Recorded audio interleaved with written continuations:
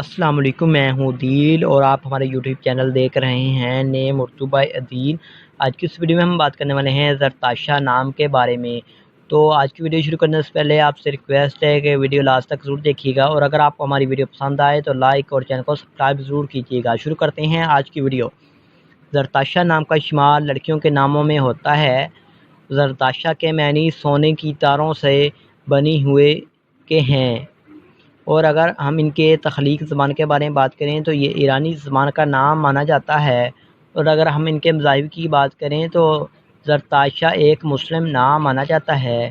अगर हम ज़रताशा के लकी नंबर की बात करते हैं तो ज़रताशा का लकी नंबर 9 है। और अगर हम ज़रताशा के बेहतरीन वक़्त के बारे में बात कर रहे हैं तो 9 पीएम से लेकर 11 पीएम तक इनका बेहतरीन वक़्त माना जाता है। ज़रताशा के मौफ़िक दिन में इतवार और मंगल शामिल है। अगर ज़रताशा के असूल ज़िंदगी की मतलब बात करें यानी इस नाम वाली लड़कियाँ कैसी होती हैं, तो आप ज़िंदगी में आने वाली मुश्किलात से टकराना पसंद करती हैं, उनसे मुकाबला करना चाहती हैं। ज़रताशा के मौफ़िक दाँतों में तांबा शामिल होता है। ज़रताशा के मौफ़िक पत्थर में हीरा और लाजूर दूधिया पत्थर सब्ज़ कीमती पत्थर शामिल होता है।